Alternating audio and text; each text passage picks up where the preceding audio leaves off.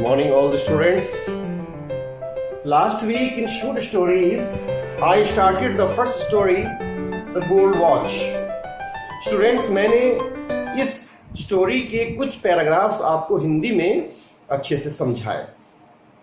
I hope कि आपको जितना मैंने पढ़ा है सब हिंदी में समझ में आ गया होगा.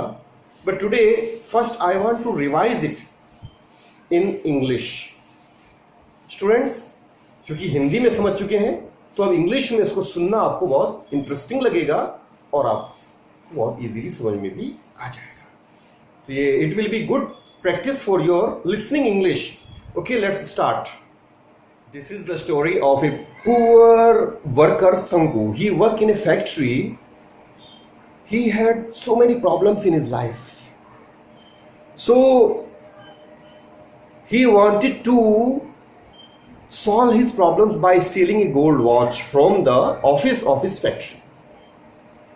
Now, tonight he was on his bed, but unable to sleep properly. As he was turning and tossing in his bed, he was thinking about only the room office of the factory and gold watch. He tried to close his eyes, but he could not sleep. He thought, this is the time of lunch, all the workers have gone for lunch, even the factory engineer also has left. In his office, there were so many books, inkpot and pen on the table, and in between there was a gold watch with its chain placed on a book. So he finally thought to steal that watch.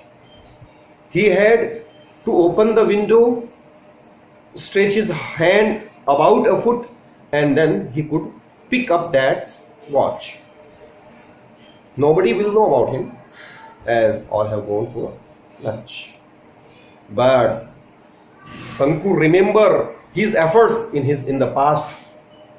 In past, he had tried many times to steal that gold watch, but his cowardice and vacillation stopped him doing this act of stealing. He was always afraid. Sometimes he felt trembled and breathless. That's why he could not steal that gold watch. But today he made up his mind that he had to steal that watch. Because without stealing that watch, he could not be able to solve the problems of his life. Then he started thinking about his problems. He had a wife and 2 children. The third one was expected. After 3 days, he would get his salary of for 13 days, and that was none more than 13 rupees. And out of 13 rupees, he had to pay 4.5 rupees for the purchases from the store. Now balance is 8 rupees and 50 paise. But he had borrowed money from different people. So this was the amount he had to pay. Actually, he had taken 10 rupees from the fund for his mother's death anniversary the previous month. And he had repaid 5 rupees. Now 5 rupees were remaining. And he had to pay 1 rupees 36 paise as interest to fund. Then 3 rupees to tea shop. This 1 rupee and 50 paise was the area for tea shop. 6 rupees to Ali for rice, didi and other odds and ends. 3 rupees was the house rent. And besides it, he had taken 12 paise loan, 25 paise and 50 paise from other people. Now he had to pay 1 rupee to fish woman. So the sum was total 22 rupees 13 paise. But he would get only 13 rupees, out of which balance was 8 rupees and 50 paise. So he had taken 3 rupees from his wife, who saved the money to buy a watch chain for her younger son. Now he began to think about the insults and harsh voice of tea shop owner Kochunni. Ali also used to laugh and used to vulgar words against him. Donappan, who was in charge of fund, used to call him names. So now he felt himself like a stray dog, surrounded by the rowdy boys of the street who had lathis in their hands. So it was really a very horrible scene for him. So students, यहाँ तक मैंने आपको ये translation बता चुका हूँ. Now let's go to the next paragraph. So look here. Finding it unbearable. इसको असहनीय पाकर शंकु turn over on his stomach. शंकु अपने पेट के बल पर करवटें लेने लगा. एंड थॉट, और सोचने लगा. I have no alternative. मेरे पास कोई और विकल्प नहीं है but to pick it up tomorrow, सिवाय कल इसको उठा लेने के, अर्थात घड़ी चुरा लेने की. Will it not fetch at least 20 rupees. क्या उससे कम 20 रुपए नहीं आ जाएंगे? ये उसने मन में क्वेश्चन किया अपने आप से. Even 15 will do. अगर 15 आ गए तो वो भी चलेगा. 15 प्लस 8.5, 15 रुपए इससे आ जाएंगे और 8.5 रुपए उसकी सैलरी से हो जाएंगे. तो दैट इज 23.5. तो इस तरह से 23 रुपए 50 पैसे उसके पास होंगे. It will fetch more than 15, लेकिन ये घड़ी 15 से ज़्यादा में ही बिकेगी. तो इस तरह से वो अपनी ये जितना भी उसका कर्ज था उसको चुका पाने में समर्थ हो पाएगा. ही वुड एबल टू पे हिज डेट्स. वो अपने कर्ज को चुका पाने में समर्थ हो जाएगा. एंड लिव इन पीस, और शांति से रहे. A life free from debts. कर्ज से मुक्त जीवन. With a feeling of relief. तो इस बात पर उसको फीलिंग आई, उसको अनुभूति हुई रिलीफ की, यानी आराम की. उसको आराम का अनुभव महसूस हुआ. ही ड्रिफ्टेड इनटू ए लाइट स्लीप. तो इस तरह से वह हल्की सी नींद में चला गया, अर्थात सो गया. It was morning. अब सुबह हो गई. What are you still asleep? Sanku's wife said, gently shaking his shoulder. कोमलता से उसके कंधों को हिलाते हुए उसकी पत्नी ने कहा, क्या आप अभी तक सो रहे हो? It is long after sunrise. सूरज निकले हुए काफी लंबा समय हो गया. शंकु raised his head. शंकु ने अपना सर उठाया at once, तुरंत. His wife picked up the younger child. उसकी पत्नी ने छोटे बच्चे को उठा लिया. Who was crawling up toward, जो रेंगता उसके पास आ रहा था. And asked शंकु, और शंकु से पूछा, Don't you have to go to work today? क्या आज आपको काम पर नहीं जाना है? Oh yes, he said. वह बोला, अरे हाँ. And got out of bed, और बिस्तर से उठ गया. He stepped down into the courtyard. उसने नीचे आंगन की तरफ कदम रखा in a hurry, जल्दी में. Watching the golden rays of the morning sun. वह देख रहा था सुबह के सूरज की सुनहरी किरणों को. पार्सिंग द लश बम्बू, जो कि पार्स में छेद करते हुए आ रही थी. द लश मीन्स फलते फूलते हुए, बम्बू फली. बांस की जो पर लगे हुए जो पत्तियां थी, फली पत्ते. ऑन द ईस्टर्न साइड, पूरब की तरफ. And brightening the old palm leaf thatch. Palm leaf, ये ताड़ के जो वृक्ष होता है उसके पत्तों को कहते हैं, और थैच कहते हैं छप्पर को. तो ताड़ के जो बड़े बड़े पत्ते होते हैं उनके बने हुए छप्पर, जो पुराना छप्पर था, उसको उस पर चमक पड़ रही थी सूरज की किरणों की.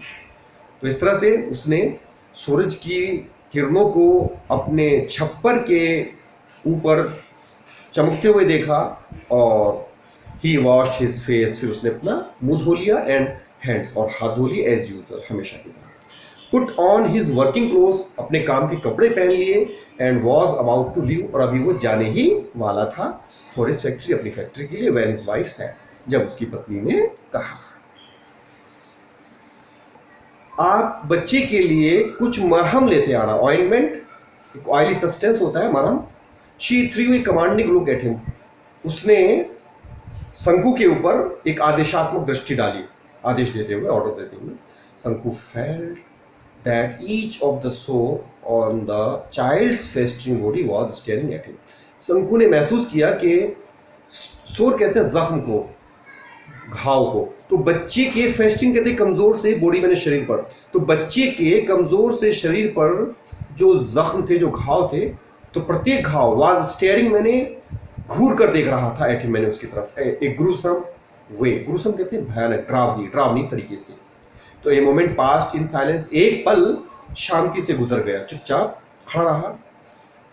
और उसके बाद व्हाट सॉर्ट ऑफ ऑइंटमेंट शंकु आस्क्ड लाइक ए फूल, शंकु ने मूर्खों की तरह से पूछा, किस तरह का ointment? Ointment for the source, continue the wife, पत्नी ने बात को जारी रखा, जख्म के लिए मरहम। You mean you have not seen the sores all over the child's body, आपका मतलब है कि आपने बच्ची के शरीर, पूरे शरीर के ऊपर जख्म नहीं देखे हैं? तब वो कहता है यस। हाउ मेनी पैसे वर्थ ऑफ ऑइंटमेंट, हाँ कितने पैसे का आ जाएगा ये मरहम? तो ये शंकु ने कहा, पूछा। तो पत्नी ने जवाब दिया, एटलीस्ट 13 पैसे वर्थ, कम से कम 13 पैसे की कीमत का आएगा। We must apply it for 3 days at least, हम कम से कम उसको 3 दिन तक लगा देंगे। Shanku began to walk with bent head, तो कहते हुए शंकु ने सर झुकाया और चलने लगा। Please she called out in A soft voice, फिर कोमल आवाज में उसने फिर से पुकारा, यानी पत्नी ने, और क्या कहा? सुनो। शंकु लुक बैक, शंकु ने पीछे मुड़कर देखा। शी स्पोक जेंटली, वो बहुत कोमलता से बोल रही थी। प्लीज ब्रिंग 2 ripe bananas, कृपया 2 पके हुए केले भी लेते आना। When you come back in the evening, जब आप शाम में वापस आओ तो। The baby starts crying at night, बच्चा रात में रोना शुरू कर देता है। And I have no milk to give, और मेरे पास दूध नहीं है उसको देने के लिए। तो इस तरह से पत्नी ने शंकु को जाने से पहले 2 चीज़ों का को रिमाइंड कराया। एक तो बड़े बच्चे के लिए उसके घाव पर लगाने के लिए ऑइंटमेंट लाना है, और छोटा बच्चा जो भूखा रहता है, रात में रोता है, उसके लिए 2 केले पके हुए लाने के लिए कहा। She stood near pulling up her blouse with her left hand, वह वहां खड़ी हो गई अपने बाएं हाथ से ब्लाउज को पकड़कर। Then शंकु noticed her belly, फिर शंकु ने उसकी पेट की तरफ ध्यान दिया, bulging out, जो फूला हुआ था। Was yet another burden on the way, क्या एक और बोझ आने वाला है? शंकु was stunned means स्तब्ध रह जाना, तो शंकु स्तब्ध रह गया। He cursed himself, उसने अपने आप को कोसा, and with a deep sigh of और गहरी सांस लेते हुए he resumed his walk, उसने चलना शुरू किया to the फैक्ट्री की तरफ। Listen, do not forget, the wife reminded him, उसकी पत्नी ने उसको दोबारा याद दिलाया कि सुनो, भूल मत जाना।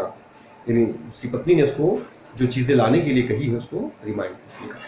शंकु नॉडेड हिज हेड, शंकु ने हाँ में अपना सर हिलाया। हाँ में सर हिलाने को नोड कहते हैं, और अगर किसी काम को करने से मना करें तो उसके लिए शेक द हेड किया जाता है। तो शंकु ने हामी भरी एंड वॉक ऑन, और आगे चलता गया। एट 1 o'clock, 1 बजे, द बेल रैंग, घंटी बजी फॉर द इंटरवल के लिए। एवरीवन रश्ड इन हेस्ट, हर कोई तेजी से चल पड़ा। टू होम्स, कोई घर पर, होटल्स, कोई होटल की तरफ, और टी शॉप या चाय की दुकान की तरफ फॉर लंच लेने के लिए। शंकु वॉज द ओनली वन, शंकु ही एकमात्र ऐसा व्यक्ति था who did not go anywhere, जो कहीं नहीं गया। ही स्टूड, वह खड़ा रहा, लीनिंग अगेंस्ट ए पिलर, एक खंबे से सटकर झुका हुआ, इन ए कॉर्नर, एक कोने में, on the west side of the office, दफ्तर के पश्चिमी दिशा की तरफ।